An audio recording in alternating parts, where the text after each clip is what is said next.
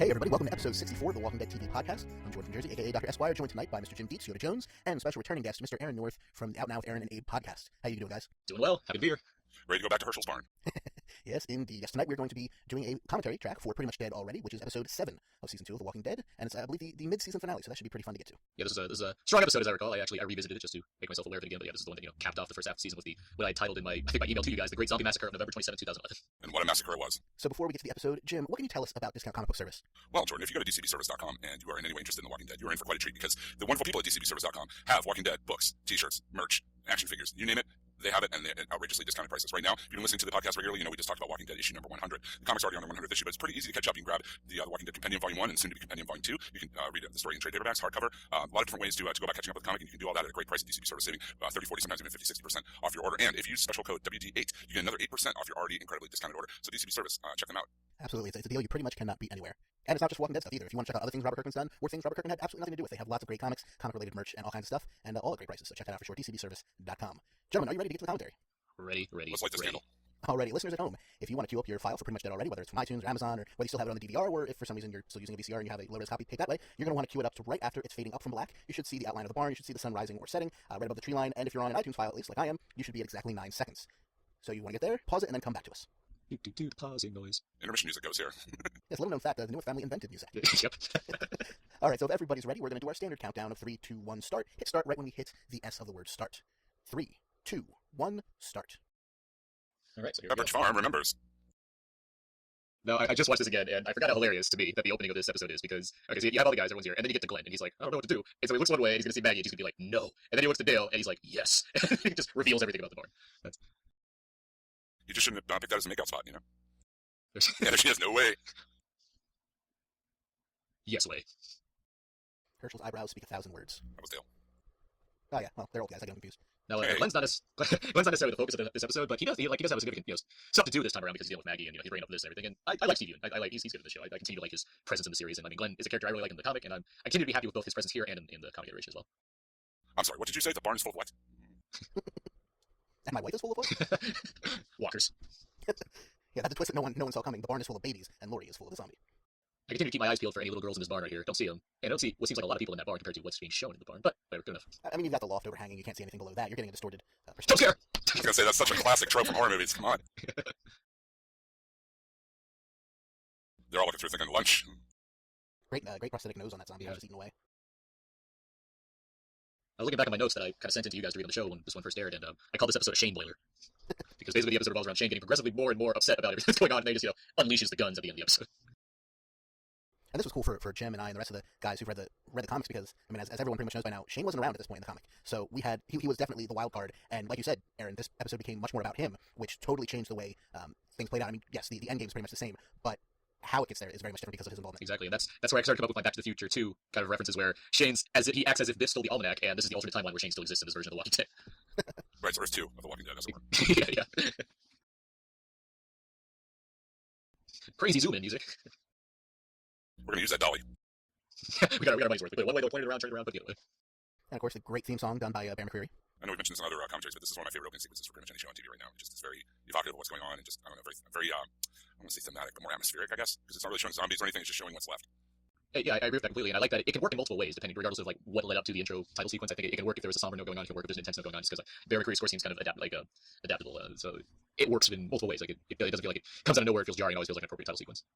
And I love just the whole, if you go back and look at it, listeners, sometime later, it's got a very animated photograph feel. Like, yes, it's definitely video. You can see things like the flag moving and waving in the breeze, but it still feels like you're moving through a photograph, less than video, which is such a cool contrast to the rest of the show. For sure. Shane, just fed up. It's a Shane Boiler. He doesn't have his gun. The zombie's right in his backyard. Well, and fun fact, he wasn't trying to grab his gun. He was just pulling up his pants. Good one. Up. You blew it, Glenn. Got egg all over your face, or you will.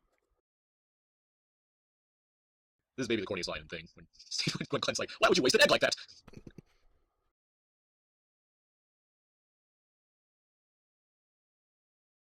I think it was rotten line is a bit more corny than why would you waste it, but It's like him trying to downplay the concern about him and Maggie fighting. He was like, "You wasted an egg," and yeah, you're saying it's a rotten. Yeah, it was rotten. That's cliche. Here's an uncharacteristic scene. Carl is actually somewhere with an adult supervising him. he's not in the house. No, but Lori knows where he is. Jeez, I can't remember the last time I saw a pencil. That's all they have now in the end of the world. A few more months will be etching into a stone tablet. Yep. It's amazing how much younger he looks already. I mean, we've already seen photos from season 3, and just the actor in general, he already looks so much older. Yeah, I'm very curious how season 3 is going to, like, if it's going to do a time jump or something, because Carl's hitting some puberty levels in the show right now. So. I certainly hope they do at least 1 or 2 months, because it's something that the show needs, I think. like months. Oh, well, I think 1 or 2 time jumps. Oh, okay. Yeah, just it'd be weird given that they're going to go to that prison, so they have to discover that prison. So it'd be like if they're already there, it'd be I'm curious to see how it starts out. So. It just felt like in this season in particular, and I guess it did in the first season as well. But you didn't really have the same problem because it was only 6 episodes, where every episode picked up right where the last one left. Exactly. Off. So there was forward momentum in the story, but only within a very short time frame. I just hope we get like an 80s movie montage of them fixing up the prison. That'd be a great way to do the time jump, don't you think? You know, just like the Muppets movie, or Real Genius, or Better Off Dead, or Rocky 3. I'm looking at my notes right now, and I had names for the 2 couples we have on the show. First is Maggie and Glenn, which is Gaggy, and then I have Daryl and Carol, or the DC Hillbilly Universe. Now this scene, there's so much, like, it seems like everyone, I don't know about the Dixon Fixins, but Daryl and Carol, they're like right on the edge of making out before he just gets angry and storms off. Even at the end of this episode, when they kind of combine again at the Cherokee Rose, you think these guys are gonna hook up at some point.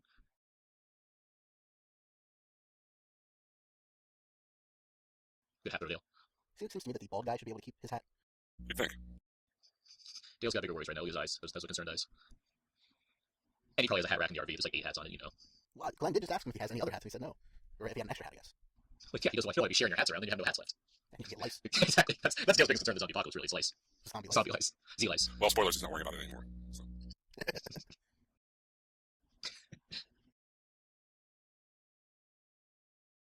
See, this is like throughout this kind of season. I like Jeffrey DeMunn. I think we all like Jeffrey DeMunn. He's a good actor. But I think we all had concerns about Dale's character. Is that fair to say, in terms of where they're taking him? It was definitely a different trajectory than the Dale from the book. Okay. I think. And yeah, for sure. And I had issues with it, not just because it's different from the comic, but because I really didn't like how presumptuous Dale was and how paranoid he was about Shane, even though, like, he's certainly in the right about his claims, but I was never satisfied with how he was able to come up with certain conclusions. Like how he figured out about Otis? Like that one? Yeah, exactly. He just knows. And that always dissatisfied me every time they kind of brought it up. And in this episode, you know, pretty much gets brought to a head when you get to what is basically my least favorite scene in the episode. But, I mean, I really like the character of Dale in general in the comics, but less so here as we get to kind of the downward swing of the second half of season 2, as he kind of gets more and more into, I gotta stop Shane and I need to protect Andrea. Like, I wasn't always into that. He became like a weird 50-50 mix of the world's best psychic and worst detective.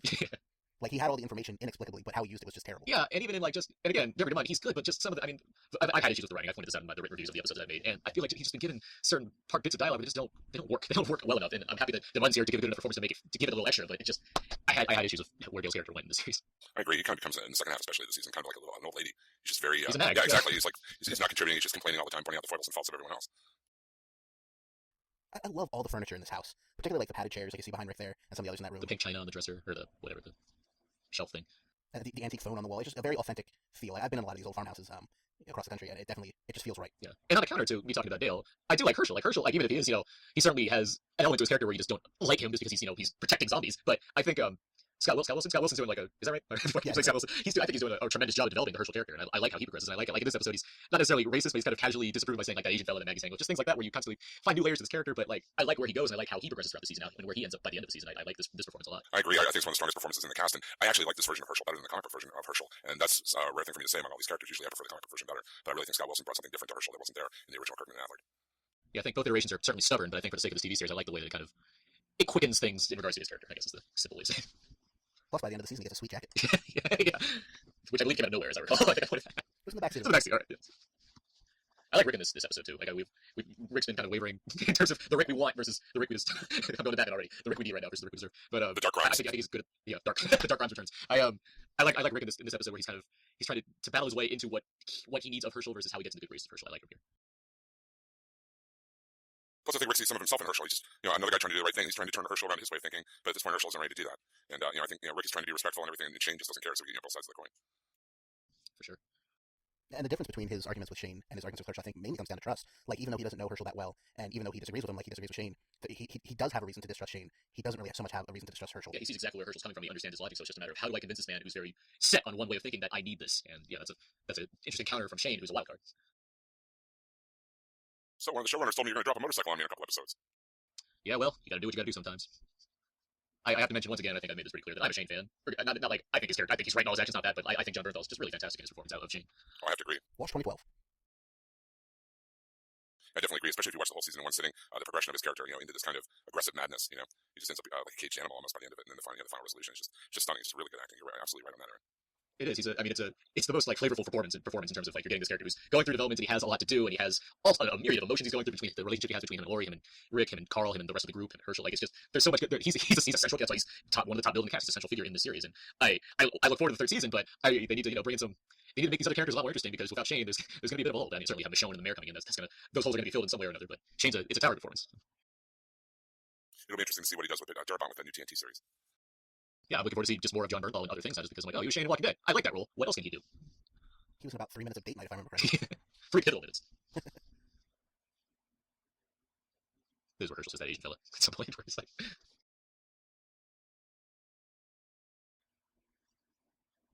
Little family photos in the background too. I don't think I necessarily didn't notice them before, but just a nice detail. Well, they do get called out at one point. I guess it was an episode or two after this where she and Glenn are looking at him and he's like, oh, because they're talking about the zombies and she just calls this one Jimmy and this one whatever their names were. This one's Mom. And I'm pretty sure that scene happens in front of the fridge. I wonder how hot it was to film in the barn, or not the barn, the house. Given that we knew the temperatures were quite high while they were filming this season. Or not as high was it? I don't even recall. It was hard. I know the first season they were really complaining about how hot it was filming in Atlanta. But... Well, I don't know how much of this is sets. Yeah, that's true as well. Which, granted, sets gets very hot as well because you can't have air conditioners running because it'll distort the sound. But that'd be a fun thing to see on the season 2 Blu-ray, I guess, if they had actual sets like in another place completely, and you find out that they had an exterior house and then suddenly they're in LA or something and they're filming these indoor house scenes. There was. He said it was just about you and that Asian boy. So what happened to the beagle that the young girl is holding in the picture? Because that's, I think, the real story of The Walking Dead. It found its Red Baron and took off.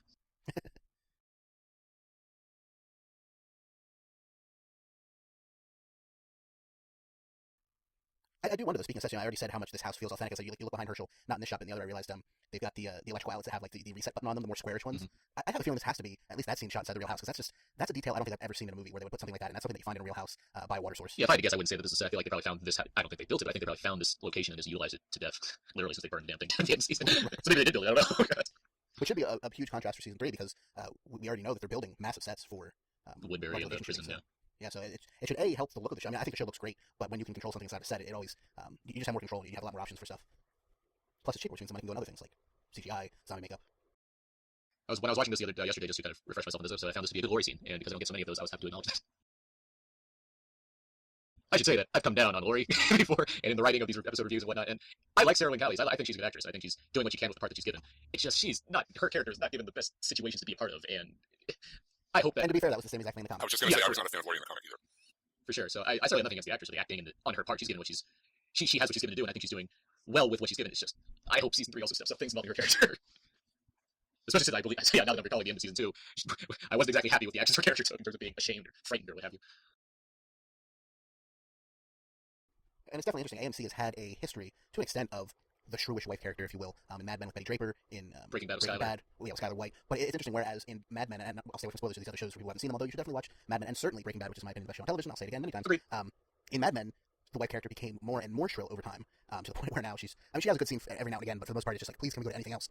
Whereas in Breaking Bad, like, the turn they took with Skyler over the course of the last season and this one, I really, really like. She went from a character that was annoying to one of my favorite characters in the show, to see her journey and how she's evolving as a character. And maybe that's something that's the problem with Lori, is she hasn't had much evolution yet. She's been pretty much the same from the beginning, conflicted, but it's pretty much been the same conflict the whole time. Which is something I can hope for in this upcoming season, where it's a fresh start with Len Mazzara as showrunner, and whatever they have as the writing staff, as opposed to having Darabont and Mazzara, or whatever, mixing ideas or what they want the show to be. This season you'll have a complete straight run through of what the show's supposed to be, assuming that everything's going completely swell right now on the set.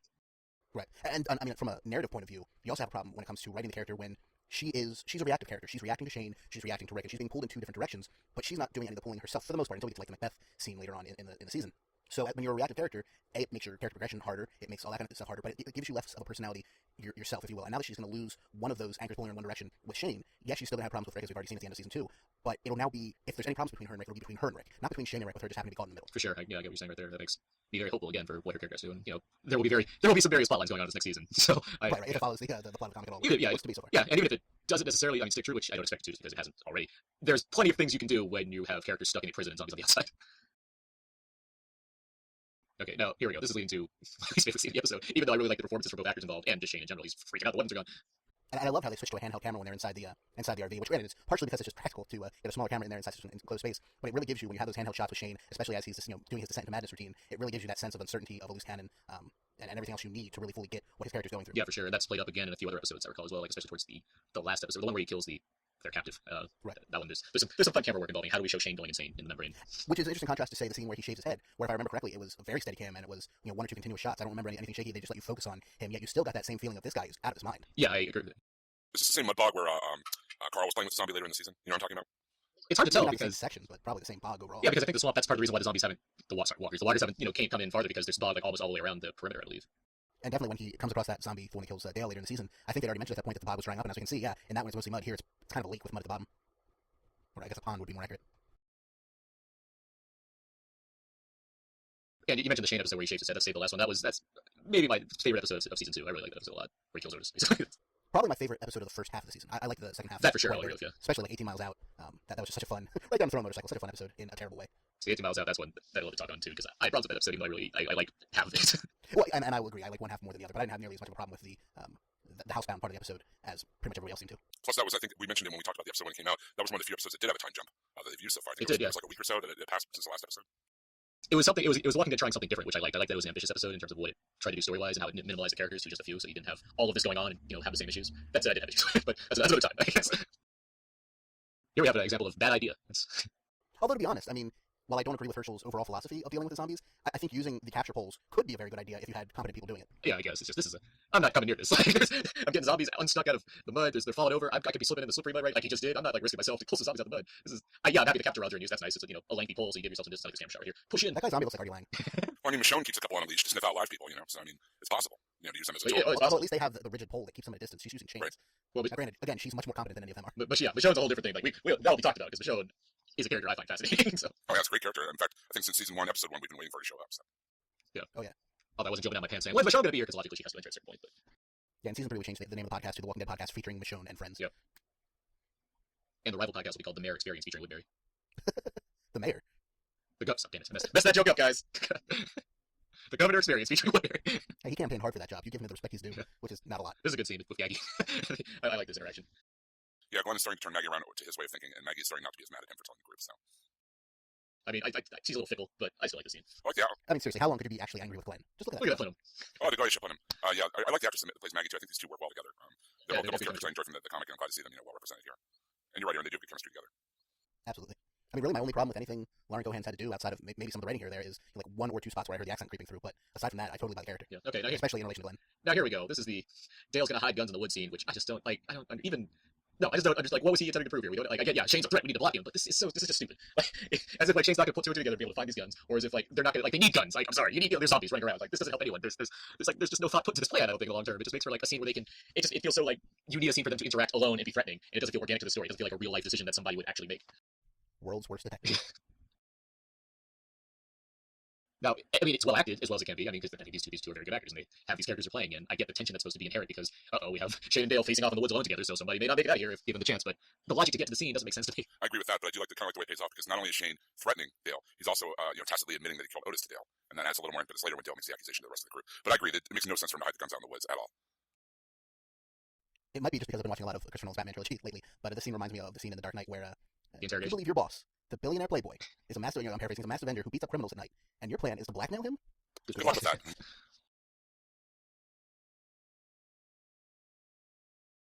Yeah, the extra kind of the fact that that Shane is a wild card, that that he's existing beyond his expiration date in the comic books, it gives a certain level of tension involving when he's going to go. Like I personally thought later on in this episode that he was going to die. This was like the season closer or the halfway point season closer. There's a point where he's kind of in front of the bar and yelling at the storm, and I'm like, well, this would be a good time for zombies to break out and kill him. Like that'd be shocking and exciting, and you wouldn't necessarily see that coming. But scenes like that where like Dale threatens Shane or a scene coming up, like I like the way they play out because you don't know when Shane's going to die. Assuming that he is going to die, which I think was a safe bet at some point that was going to happen. I like that fact. I really appreciate the fact that once Glenn Mazzara kind of took over showrunner, that things started actually happening in episodes, and I think this is more indicative of that because we're getting into the second half of the second season. Things don't seem to have that kind of glacial Frank Darabont, very filmic pace. It seems to be more paced like a television show. Yeah. And like to be fair, I agree that the show there's a slow pacing and plot momentum going on in the season of The Walking Dead, which I understand, but I don't think it's because they remained at the barn. I think there's interesting things you can do that don't necessarily need you to leave the barn. Or the farm. I just wish that they capitalized off more opportunities than just remain at one pace and have the Sophia thing play out. So yeah, I was very happy that the Sophia plotline ends here, and they just move on into the second half of the season, which I believe the majority of people kind of really enjoy and find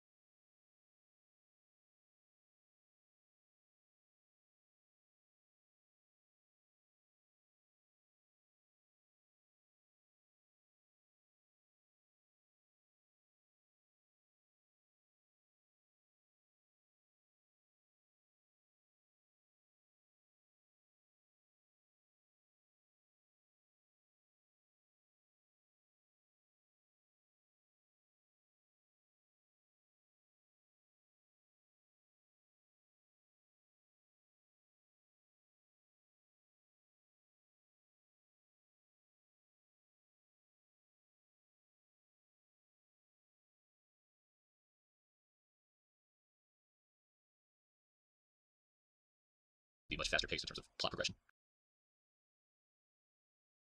There's T-Dog's line. I blinked, so I kind of missed it, but if everybody at home heard it, then that's good enough for me. Use that dollar shot again. We got the dollar. We're going to use it, damn it. That house has a lot of chimneys. You can never have too many It's chimneys. indicative of times. Well, I mean, it's indicative of houses from the time when you were using an actual, fire to heat your house. And in the South, we had 2 Santa Clauses, so we need 2 chimneys. I like the shaky cam on this. Kind of reflects the chaos of the situation. We get the zombie close up in your face. We get the camera tracking shaky. Camera shaky over to the group. Camera tracking all the different characters. And just the camera movement really adds to the chaos of the confrontation here. And I really appreciate that. Yeah, for sure. This episode was done by Michelle McLaren, who has done a number of Walking Dead episodes, also a Breaking Bad episode as well. She did the fantastic episode 1 Minute, which is, oh dear God, I could watch that episode every day of the week and not get bored of it. It's so amazing. Yeah, and I think her the work in this episode, I think, is pretty strong. And that's also reflected in the second half of the season. I mean, these episodes they're directed well for the most part. Like, I have nothing wrong with it. The technical aspects of the show, I think, are always on par, give or take a few hiccups here and there. I agree with that, definitely. And that was a great scene too, where Shane up and shoots those zombies in the chest and just keeps them walking. The way he's just shattering Herschel's world right now. I love that. I love how this ending plays out. We get that nice little slow mo too as he finally takes the headshot. There's just a very little touch of slow mo, kind of almost Zack Snydery. And I love just Rick being kind of helpless here because he has to hold on to this walker. He's trying to calm down his friend. He's trying to calm down the situation. He's trying to stop things, but it's just too late. Shane's he's boiled up. He's overflowing the pot now. It's coming to a head. He's gonna just take out these zombies. He's had enough of this. I think Shane missed the class on how to use a pickaxe. He's a little heightened. And yeah, right there before he opens the gate when he was just kind of standing in front of it talking, I thought there might have been a good chance that the zombies would break out due to all the noise going on outside. Just finally break through these walls and just take out Shane, which would have been unfortunate for me because I really like John Berthel's performance, but a really neat way to close out this half of the season. But of course, we get to something much more devastating way to end the season. Now we get to play House of the Dead, but for real. Something I also noticed: the accuracy in this scene is way worse than the finale, where everyone's getting constant headshots. Well, they had time to practice. I guess so, because here, like in Nebraska, one episode later, Glenn is like a surgeon with that shotgun. He's blasting folks from like 50 yards away, headshots with a shotgun. Here he misses. He's like 25 feet away. He misses a shot. He hits somebody in the shoulder first, then the head. So it doesn't bother me that much that they're all precision accuracy shooters, but I question some of the logic of like how great these guys are with guns that extend beyond Shane, Rick, and Daryl. Great flame effect there. Yeah, some cool stuff with the slow mo. Great set director, set design there too with a chain, which just provides a natural choke point for the zombies to come through. AMC gets credit for just like AMC is just good job for them for letting them like be able to shoot scenes like this where you just have a bunch of people murdered and riddled with bullets and showing that in graphic detail. And we save the best zombie for last.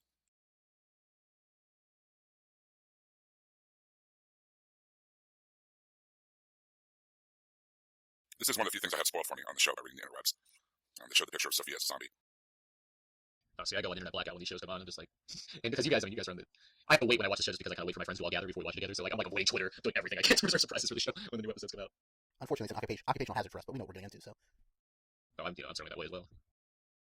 Man, Gillian Anderson really let herself go.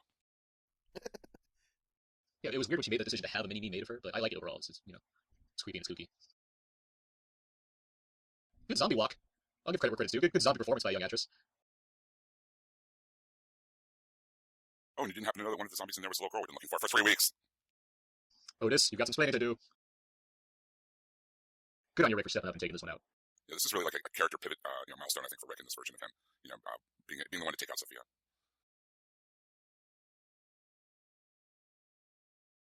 This, of course, calling back to the first scene of the pilot in many ways. Oh yeah. I forgot how this ended before I watched it again. I thought it just like it held on the close up with the gun barrel and shot and then credits, but it doesn't. We actually see Rick take out this girl, and then we get a reaction shot from everybody else, and then right here, we just kind of giant crane pan out from the episode and just watch it, see the kind of the death that was just dealt by everybody and the place that they're in right now and where the world is taking them, and it's very strong. It's very powerful stuff. I believe does the next episode start with a pullout from It this starts gun? right where this one ends, pretty much. I think it is from the gun, if I'm not mistaken. That's probably where you're thinking of it then too, because that's where I thought it was as well. Well, that is pretty much dead already, everybody. Yeah, it's a good episode. I gave this 4.5 busters out of 5 at the time, and I'd probably stick with that. I think. Like I said, out of the first half of the season, it's definitely one of my favorites because of the forward momentum. I agree, Jordan. This is really where it started. I feel like the second half of the second season is really where it started kicking to high.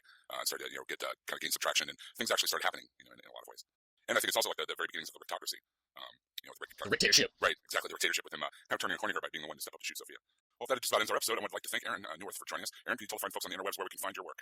Oh, for sure. I am out now with Aaron Abe, the podcast I host with my friend Abe. We talk about the newest movie releases on a weekly basis, and we're part of the HHW LED network, of course. And we just did 2 episodes on The Dark Knight, one spoiler-free, one spoiler-filled. So we have literally about 4 hours worth of Dark Knight discussion, which is a lot of fun to be a part of and have some of the guests that I have regularly on our show be on. And I also, just to point this out, I did a Comic-Con episode as well. I did a bonus Comic-Con episode for our podcast, and so me and my other friend Alan, who was also Comic-Con, we kind of go over all the big movie panels and stuff that happened at Comic-Con. It's a really cool recap of things that went down there, and that was a good recording session as well. And you can also follow me. You can also follow me at Twitter on Aaron's PSV. I really enjoyed that San Diego Comic-Con episode. It really, because it seems like you covered all the things I would have wanted to go to pretty much at San Diego Comic-Con. So it was a real treat for me considering I didn't get to go.